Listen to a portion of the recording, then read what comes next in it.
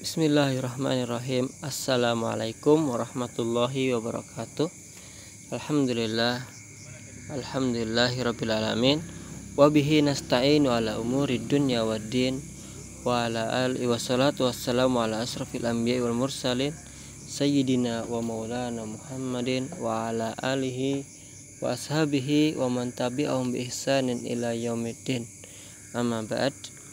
Anak-anakku yang dirahmati Allah Subhanahu wa taala, anak-anak yang soleh dan yang soleha, semoga kalian semua tetap sehat walafiat, selalu berada dalam lindungan Allah Subhanahu wa taala. Ya, kita lanjutkan ke pembelajaran kita, pembelajaran daring dalam jaringan. Semoga kita semua tetap semangat. Oke, kita awali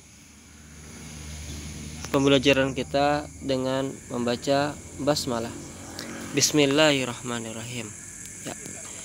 Ustadz tetap ingatkan untuk selalu mematuhi protokol kesehatan dengan 3M, mencuci tangan dengan sabun di air yang mengalir, menggunakan masker, dan menjaga jarak antara satu dengan lainnya. Ya. Masih di tema 8, lingkungan sahabat kita.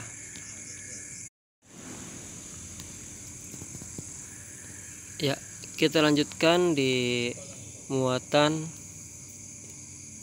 atau masuki pembelajaran 5, yaitu muatan ilmu pengetahuan alam,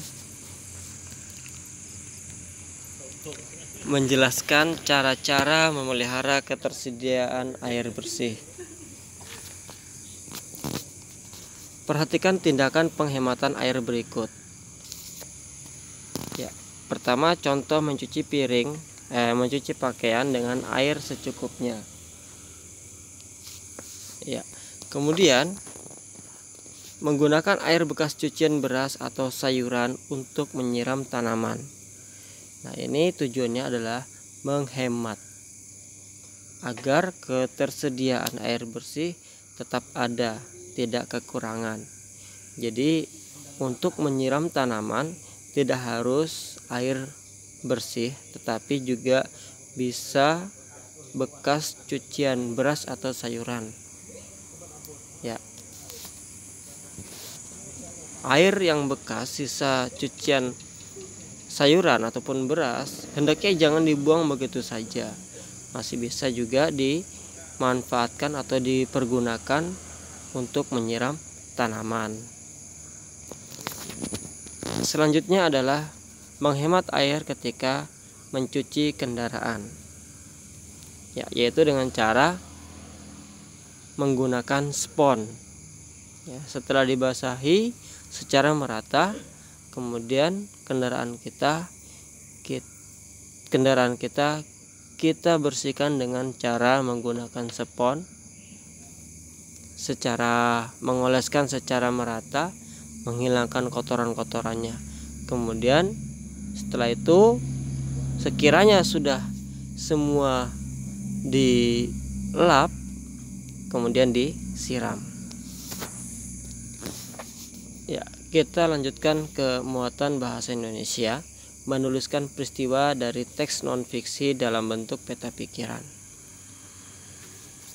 Peta pikiran mampu memangkas waktu sehingga lebih efektif, lebih singkat dan bermakna. Selain itu, peta pikiran juga dapat membantu kita untuk banyak hal seperti merencanakan, berkomunikasi, memusatkan perhatian, menyusun dan menjelaskan pikiran-pikiran, mengingat dengan lebih baik, serta melatih mengingat gambaran teks keseluruhan.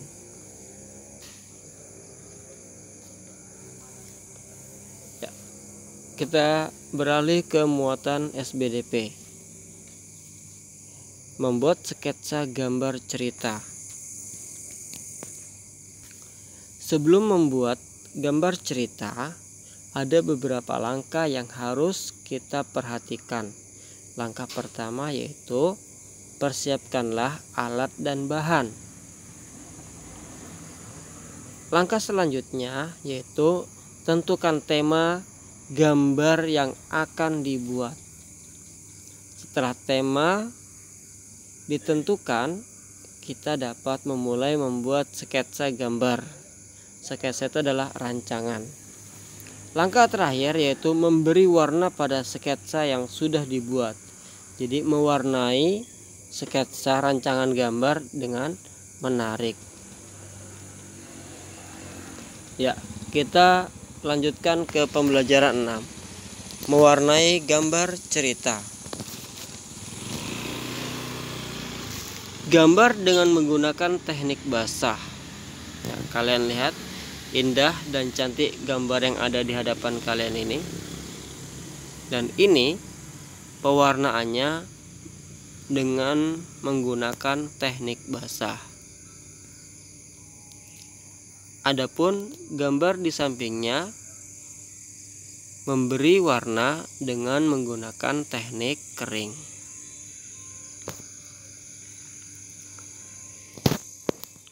Teknik pewarnaan basah adalah teknik mewarnai dengan menggunakan media pengencer, misalnya cat air ataupun cat minyak.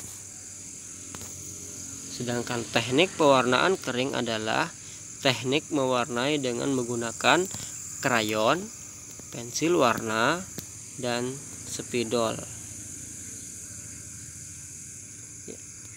Beralih ke pelajaran bahasa Indonesia. Itu tadi SBDP, sekarang kita masuki pelajaran bahasa Indonesia. Menuliskan peristiwa dalam teks non-fiksi. Menuliskan peristiwa dalam teks non-fiksi. Gagasan pokok adalah inti dari pembahasan pada sebuah paragraf. Pengertian gagasan pokok harus kalian pahami baik-baik dan kalian hafalkan. Apa pengertian dari gagasan pokok? Gagasan pokok adalah inti dari pembahasan pada sebuah paragraf.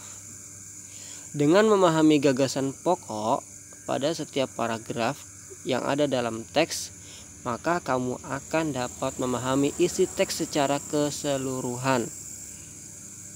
Gagasan pokok terletak pada kalimat utama.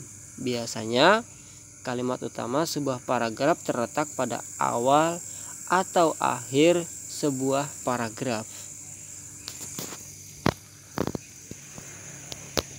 Ya, itu tadi muatan bahasa Indonesia. Beralih ke muatan PPKN. Kesadaran untuk menghargai keberagaman sosial budaya di Indonesia. Ya, berikut sikap yang dapat kita kembangkan untuk menumbuhkan rasa saling memahami dan saling menghargai dalam masyarakat. Yang pertama adalah mau berteman dan bekerja sama dengan siapapun tanpa memandang suku, ras, dan agama. Ya, dalam berteman tidak boleh memilah-milih, tetapi semua kita bisa jadikan teman. Yang B, mau mempelajari kebudayaan daerah lain untuk menambah pengetahuan dan keterampilan. Jangan membanggakan kebudayaan daerahnya sendiri, tetapi kita juga harus bangga atau mau mempelajari kebudayaan daerah lain. Karena apa? Karena kebudayaan daerah lain pun masih milik Indonesia. Karena Indonesia ini adalah satu. Ya, selanjutnya C, turut serta dalam upaya memelihara dan melestarikan budaya dari seluruh Indonesia. Ini yang paling penting. Turut serta dalam upaya memelihara dan melestarikan budaya dari seluruh Indonesia. Yang D, turut serta menyukseskan penggelaran seni dan budaya daerah lain. Ya, kalau di Kalimantan Timur atau di Tenggarong atau di kota ini sendiri biasanya ada kebudayaan penggelaran seni erau ya.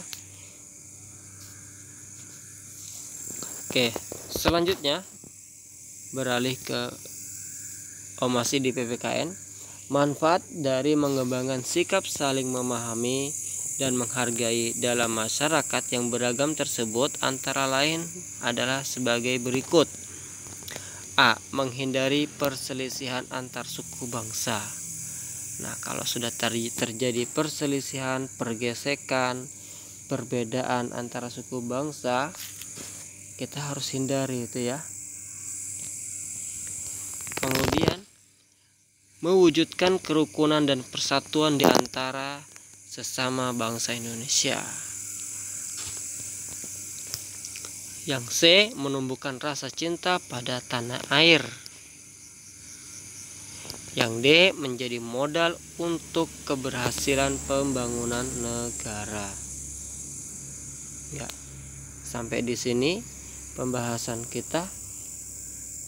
Semoga kalian dapat mengambil manfaatnya dan tetap semangat belajar dalam jaringan di rumah masing-masing. Ya, kita harus senantiasa berdoa kepada Allah Subhanahu wa taala, karena 19 hari lagi kita menuju bulan suci Ramadan. Makanya kita harus banyak-banyak berdoa kepada Allah Subhanahu wa taala agar di awal bulan Ramadan bahkan secepatnya virus corona tidak ada lagi di Indonesia atau di dunia. Amin ya rabbal alamin. Kita akhiri dengan bersama-sama mengucap hamdalah alhamdulillahirabbil alamin. Dilanjutkan dengan doa kafaratul majlis. Subhanakallahumma wa bihamdika asyhadu an la ilaha illa anta astaghfiruka wa atubu ilaik. Suma akhirul kalam. Assalamualaikum warahmatullahi wabarakatuh.